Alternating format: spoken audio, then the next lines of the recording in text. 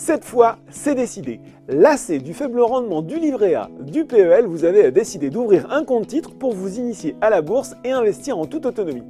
Mais ce type de placement, tout le monde le dit, c'est risqué et vous avez peur de faire des erreurs.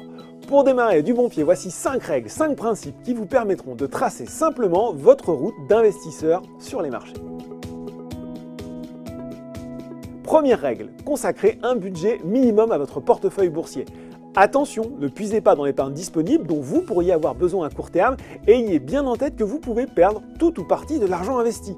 Avec votre mise initiale, vous allez pouvoir vous constituer plusieurs lignes d'action tout en conservant un volant de liquidité disponible pour saisir les opportunités qui se présentent.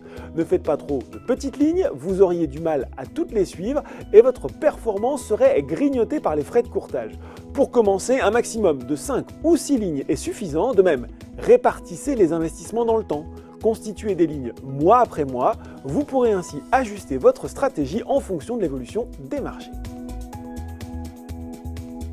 Deuxième règle, soignez la composition de votre portefeuille.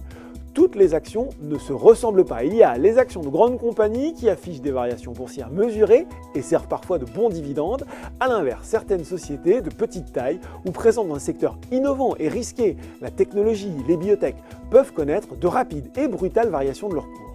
Conclusion, diversifiez les capitalisations, les secteurs d'activité, les profils de risque. N'achetez pas trop d'actions d'un même secteur, les difficultés de ce dernier pourraient alors vous faire perdre toute votre performance.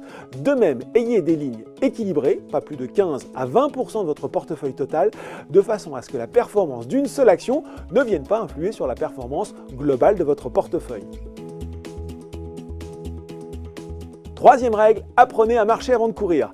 Certes, la bourse va vous permettre de dynamiser votre épargne, mais c'est aussi un environnement risqué. Délaissez dans un premier temps les produits de bourse et le service de règlement différé qui vous permet d'acheter ou de vendre à crédit. Vous y viendrez par la suite, mais mieux vaut déjà bien maîtriser les mécanismes de base. De même, commencez en passant des ordres à cours limité. Ce type d'ordre vous permet de définir le prix maximum que vous êtes prêt à payer quand vous achetez une action ou le prix minimum que vous voulez percevoir lors de la vente. Il existe d'autres types d'ordres que vous découvrirez par la suite et qui vous permettront d'affiner votre stratégie.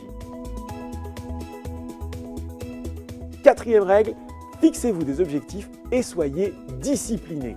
Le titre que vous avez acheté baisse, mais vous êtes sûr qu'il va remonter. Problème, s'il a perdu 50%, l'arithmétique est impitoyable. Il vous faudra ensuite enregistrer une hausse de 100% pour retrouver votre cours de base.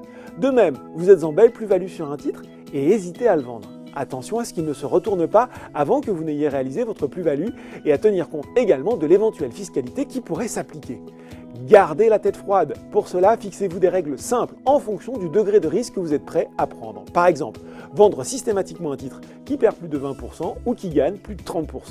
De cette façon, votre portefeuille tournera plus et vous pourrez vous positionner sur des valeurs affichant plus de potentiel. Gardez toutefois en tête que les mouvements sur le portefeuille entraînent des frais de courtage. Cinquième règle, investissez aussi du temps. Pas forcément beaucoup, mais suffisamment pour comprendre le modèle économique des sociétés dans lesquelles vous allez investir, leurs concurrents, leurs perspectives, regardez l'évolution des résultats et lisez les analyses financières portant sur les actions que vous détenez. Il est également important de se familiariser avec les différentes façons de valoriser le prix d'une action. Un outil comme l'analyse technique vous permettra d'affiner vos passages d'ordre grâce à l'étude des graphiques de cours. Pour commencer simplement, concentrez-vous d'abord sur le marché français qui abrite de très belles sociétés. Pour compléter votre apprentissage, vous pourrez visionner les autres vidéos pédagogiques. Votre voyage d'investisseur ne fait que commencer.